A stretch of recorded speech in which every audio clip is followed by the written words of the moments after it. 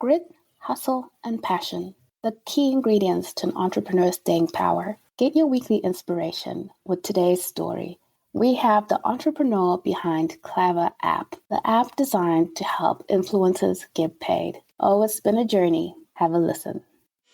Welcome to Reinventing Perspectives, the show that's made for Christian entrepreneurs. We're going to talk about everything from faith to business principles to profitability, to strategy, to tactics, to self-care. If you need it, we'll talk about it. I'm your host, Priscilla Shumba. Without wasting any more time, let's dive into our conversation. We have a very exciting guest today. We have AJ Picard, and he is a designer and entrepreneur with tons of experience building mobile apps and websites. AJ, thank you for joining us today. And could you tell our audience a little bit about yourself just to get us started? Yeah, definitely. So I'm currently living in Baltimore, Maryland. I own my own software development studio, but also pushing my own startup called Clava. And love basketball, love everything related to basketball, love everything related to tech. Yeah, I really appreciate you having me on the show. Well, thanks for coming on. I feel like this is the perfect time to have you on because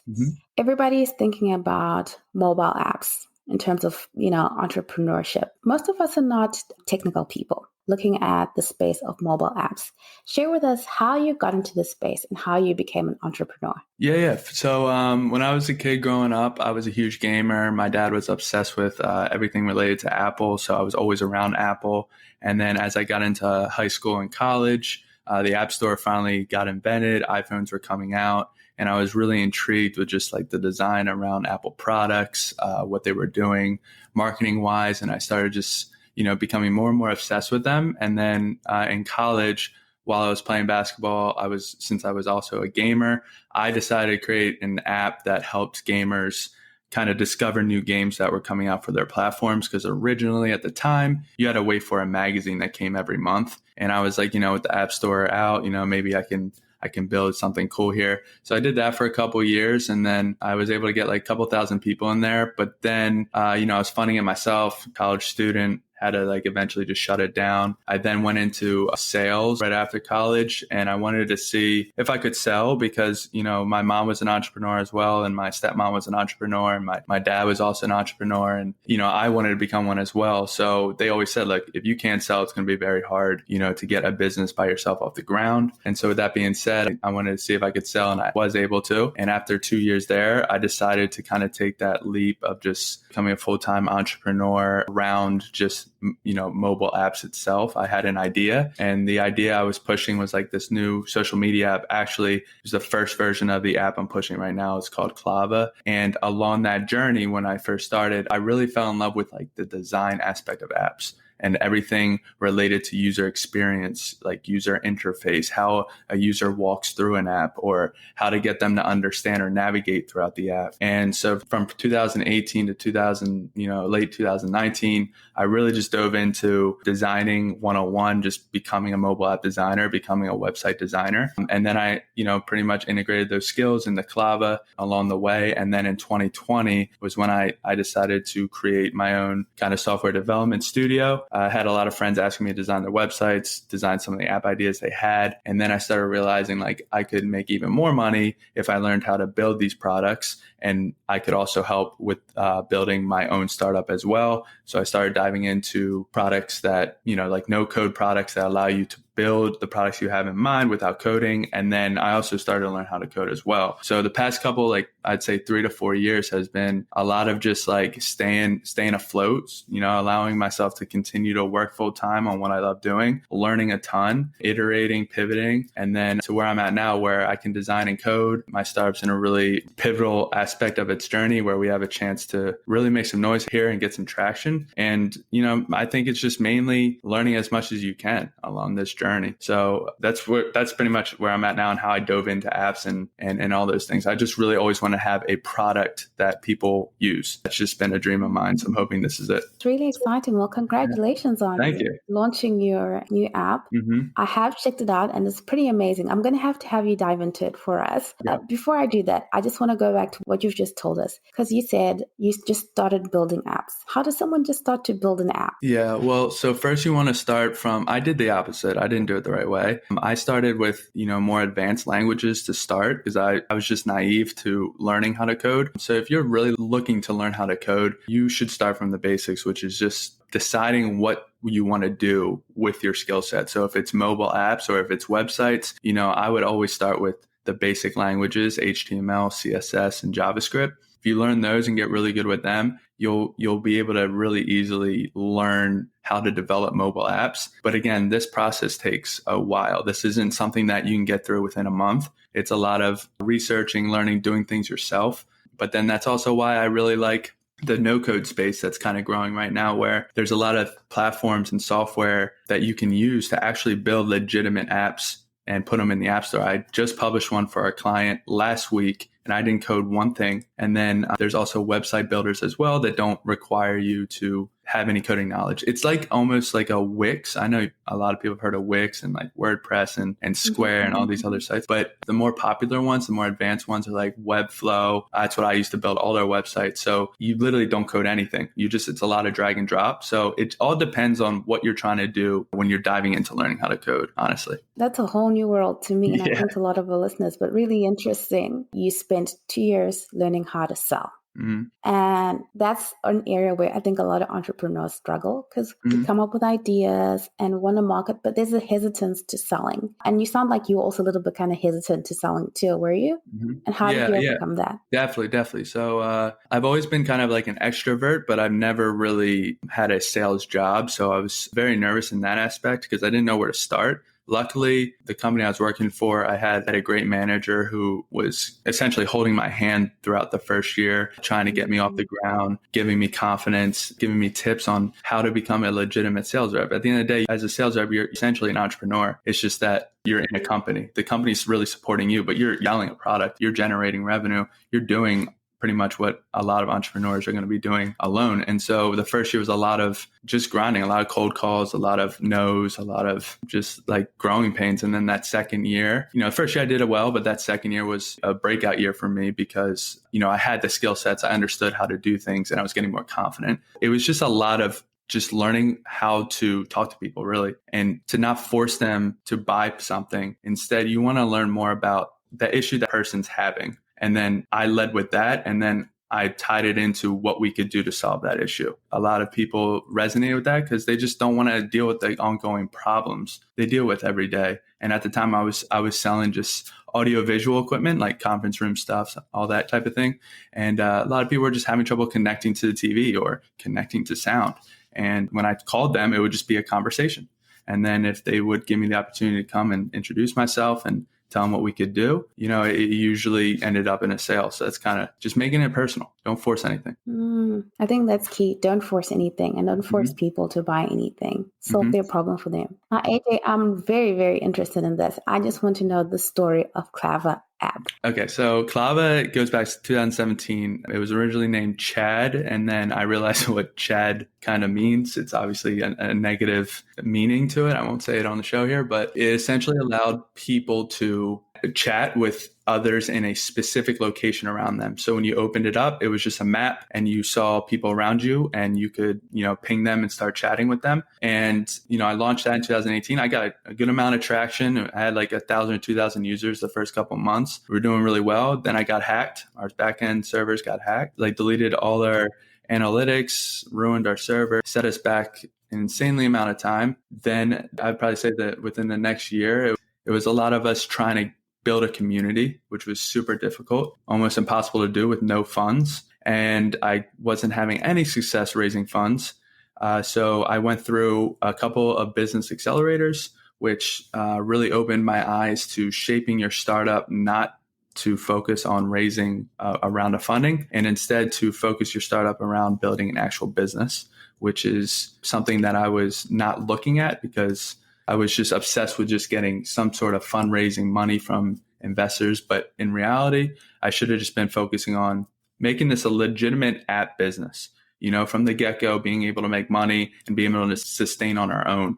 And so fast forward to 2020, I ended up having to completely pivot. And instead of focusing on this location-based chat, I saw a need for influencers or talents, people on Instagram that have massive communities, to really hone in on their core fans and to get money for interacting with their fans. So what Clava does is on Instagram and on TikTok, you can go live, right? Just do a live video stream like we're doing now, and people can join and interact with you. But anyone can join that. And these talents don't get paid for that. And right now they're getting paid by businesses telling them, hey, promote this to your community.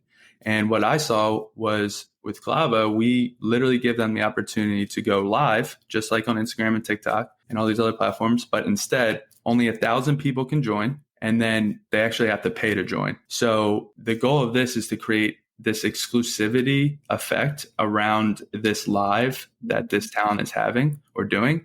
And so a use case scenario could be like you could go on Clava and you could do a 60-minute live. And this live could be a live on this recording right here of you doing like a podcast interview. And your fans would be able to get a sneak peek on like what it's like to actually do a live interview with someone else for your podcast. They're getting exclusive content that they wouldn't be getting anywhere else and at a very reasonable rate. So in order for a user to join and get access to a live, they have to purchase what we call a time pass. They range from 15 minutes, 30 minutes, or an hour. So if I purchase a 15-minute pass to your live here, I would get access to your live for 15 minutes and then I get kicked out because, again, only 1,000 users can join. We want to give the opportunity for more users to join after I get kicked out. And that 15-minute pass is only 99 cents. So we make it super affordable to join this exclusive lives that these talents are having. But then you're also getting access to content that isn't anywhere else. And then these talents are getting what they want, the ability to interact with their core fans that are joining, and then they get paid. So that's pretty much what we're doing. And we're currently testing internally, looking to submit this week into the App Store. Wow, amazing. That's actually a really, really brilliant. The user case is absolutely amazing. I just finished this live launch with Kelly Roach. It was like a free training. Nice. And she was talking about this exact user case where that exclusivity of having space with someone and getting information that you wouldn't get any other way, and the power of being live in terms of building your brand and building your business. So this is absolutely amazing. Congratulations on that. Thank you. I'm listening to your story, and then when you told me that you were hacked and lost a little bit of time there, that sounds like that must have been a really big challenge along the road. Is it impossible to not get hacked? That's what I'm thinking. I don't know anything about hacking. Maybe you can just share with us a little bit. Yeah, we actually used a platform called Firebase, pretty common platform for backend servers for mobile apps. And, we used it in every project and never had an issue. And unfortunately, we just got unlucky. And, it wouldn't have been that bad if Google, who owns Firebase, had more support for these types of issues. I think I spent 2 months emailing the Google team about this issue. And those 2 months were mainly just trying to prove to them that I owned this account. And we might have, in those 2 months, might have exchanged 5 emails. So it was a very long, drawn out process. Yeah. So we decided to leave there. And now we do everything on AWS, which is, again, a very common backend server infrastructure. And that's owned by Amazon. And we've had no problems with that. But I would just suggest making sure your passwords are secure, constantly changing them, just making sure you're not handing it out to people you don't know or you don't have on your team. But sometimes you just can't help it. So AJ, when you're saying hacked, what do you mean exactly? So like somebody takes over your persona? Yeah, someone took over our account. We couldn't get in. They just deleted everything, unhooked everything. Yeah, it was tough. It was tough. A couple months of work that we put together, collected, and it was just it was definitely a huge setback for us because momentum was completely shot. I think it's interesting, and it's really great that you share this because I think a lot of entrepreneurs think that you come up with, they'll see you with ClavaApp on Apple and think it was just an overnight, all of a sudden things were just amazing. And some of these hurdles that you come across along the way are part of entrepreneurship. Like, how did you get over that? And how did you and your team rebuild after that setback?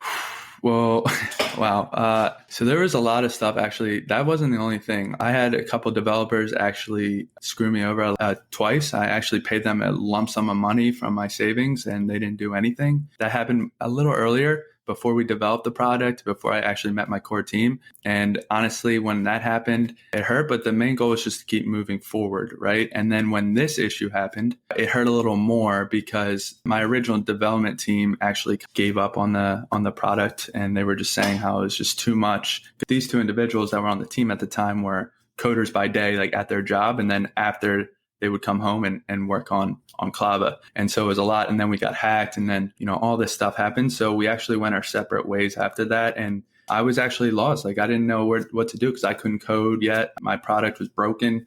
I was running out of funds. So, I was just really focused on how do I get out of this? And so the first thing I did was trying to find new developers to help repair the product. The hack happened in like March 2019. Fast forward to maybe November 2019. I finally found someone to help me with the product. I was also running out of cash, so I had to sell my car.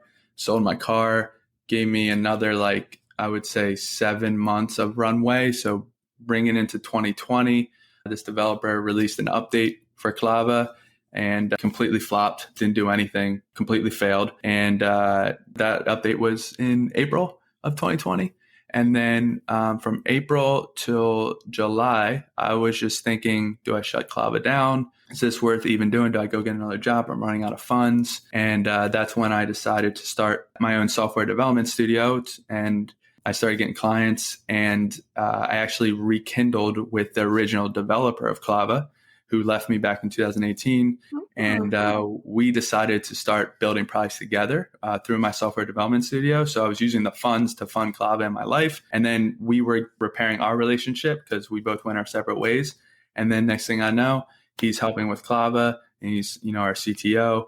And him and the other developer I brought on are working together to help, push this next update. And we're here where we're at now. And it's just a lot of just pushing through and finding ways to just keep going. I was charging electric scooters. There's electric scooters in Baltimore. I was out to 11 p.m., 12 a.m., sometimes picking up electric scooters, putting them in my car, bringing them upstairs to my apartment, charging them, getting up at 6, putting them back outside in the city, and then getting paid $4 a scooter.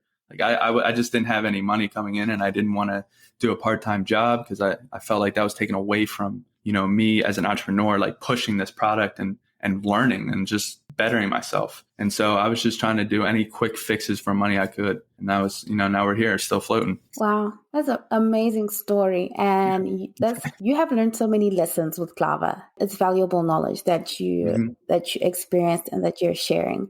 Also, it speaks to your leadership, that ability to keep going and to be able to bring your team back. So kudos to you for that. And you're really young. You look really young. I don't know. Yeah, I'm 28, you look young, 28. So I'm just Yes. So this is it's an amazing story. And Thank you. I do wish you all the success with ClavaApp. Appreciate it. I'm listening to you and I'm also thinking, that space in between. I think a lot of entrepreneurs go that space in between where you have to make that decision of, okay, you've got this idea and you really believe in it and you really want to chase it. Funds are running out. You're thinking to yourself, do I go get a job? But if I get a job, I can't focus on driving this forward. But then I need money to keep myself going as well as to keep the project going. And really, what do I do? I think that's a critical key moment. And that ability to think of ways to make money. To unpack that would be a lifetime to unpack that. But I think that moment is the most valuable for entrepreneurs to really understand. How did you wrap your mind around that? For most people, it's like you go back and get a job and you lose your dream.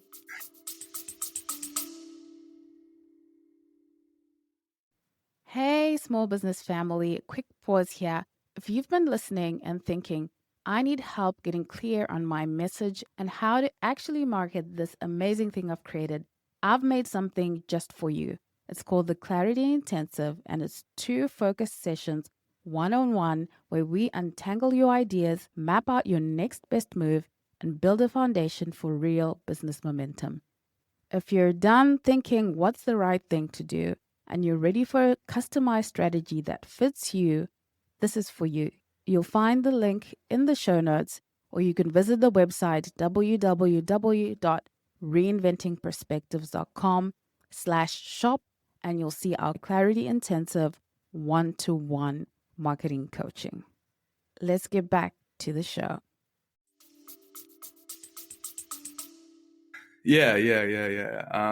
I was just honestly, there was just opportunities that kind of fell in my lap. A lot of this journey happened, you need luck, right? I mean, luck plays a huge part in just, being an entrepreneur, unfortunately. And to me, I was getting lucky. I had my girlfriend who her company hosted events. I could work for them for maybe like 2 or 3 hours, maybe 2 or 3 times a month and get a, good amount of cash. And then I do the scooter thing. I found that was a way to make money. And then I started getting into stocks and, other things that could help me just generate any type of income. But then I started doing a lot of work for free when it came to designing just to get some sort of like portfolio so I could get at least a couple of clients, because a lot of that was, hey, you haven't done anything. So how do I know your skill set? So I needed to, really build out my portfolio. And that's probably, that whole 2020 was just me doing that. And I gave myself until the end of the year. I was like, if I'm ever at a point where in the next, month, I'm not going to be able to pay rent, well, then my backup plan was to just start, Ubering or lifting until I found a job or found some way money can start coming in.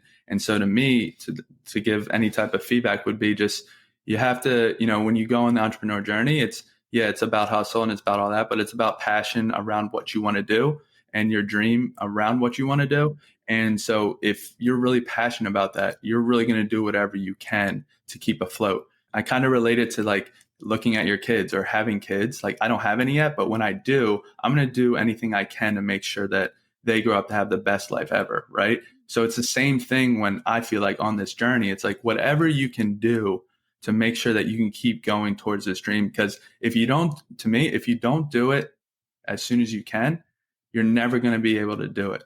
I'm blessed that I started to do this in my early 20s than in my late 30s, because as you get older, there's more and more responsibility and it gets a lot harder to, try to succeed with your dreams. And that's pretty much all. I mean, just figuring it out. Honestly, you just got to figure it out. It sounds simple, but there's only a certain amount of time in the day. And what do I give my attention to? So it's just like calculating how much you need each month and not spending money on clothes and, just like not living your best life. But it's all for the passion that you have to build something or to do something that you want to do for the rest of your life. Great advice. Thank you. AJ, what is the number one habit that you would say an early entrepreneur should build into the way they do things to prepare themselves for what the entrepreneurship journey requires? Oh, that's a good question. Off the top of my head, I would probably say consistency. You're waking up every day without a boss or anyone telling you what to do. So your time is valuable and you need to make sure that you are being consistent each day with what you do with your time. It's very easy to just not want to do anything at all or, work just a regular 9-hour day or 8-hour day. You have to look at it where this is a long journey. This isn't going to happen overnight. You're in for the long run, 1 to 3 years, however long it's going to take. But along with being consistent, you have to make sure you're budgeting consistently, you're learning consistently every day, you're pushing yourself every day, you're making money, you're trying to make money every day. It's so many things you have to be consistent with, because if you're just, learning one day a week and then trying to, get something off the ground, you're not really improving your skill set to put, more of your skill into the business you're trying to get off the ground. So I think it's a lot of just being consistent with just everything you do every day. Absolutely. I'm guessing the consistency is what will lead to that momentum, because if you don't build that up to get to momentum, it'll take you a very long, long time. And I feel like as an entrepreneur, the longer you take to build something to get momentum, the more also you can also get discouraged just because you're failing to input that. AJ, what is the number one book that you would say for an early entrepreneur, or the book that you read that you felt was a game changer for you? Another good question. All right. So me personally, my favorite book, and just because it's my idol, but Steve Jobs' biography, definitely getting an insight on the whole Apple story and him actually getting kicked out of his company and then still persevering and being able to come back and take it to places that no business has ever been, and then creating products that are just groundbreaking, like the iPhone and all that. It not only motivated me, but it made me realize that anything can really happen. I mean, you can really just do anything I don't want anyone to think that their dreams are impossible to achieve. I mean, this guy really invented a touch phone that no one ever thought would be invented. He invented the App Store and all these other things we use every day. So it was just really cool to see a human being be able to do that and really change the world. And I highly suggest it. Thank you for that. You know, when I think of the life of Steve Jobs too, or maybe it's a tech thing, that you dream of something that doesn't exist. The process of building your own idea and making it into a product. You know, for our audience that's listening, what is step number one that you feel kind of helps a person to bring idea to product? What was your step number one, looking back? Yes, yeah, definitely. Step number one would be, for me, I wrote down the whole product in my notes. I explained, everything, what I was trying to achieve with it, what it solves. You obviously want to find your problem, but really just writing the whole thing down. And then what I actually started doing is creating sketches around the product of what I thought it would look like, just to get something on paper so that you can kind of start visualizing, that product coming to life. And if you have, the scope of the project, like what you want it to do and how you want it to work, and then some sort of design related to that scope. If you know how to code, I mean, you can get to work. But if you don't, you can hire someone like myself or, other developers out there a lot easier than just coming to them like, hey, I have an idea, because there's a lot that goes on within an app. I mean, people are like, I want people to be able to log in my app, but, I would follow up that question with, well, how do you want them to log in? Like specifics like that. Is it through social accounts or is it manually through email and password?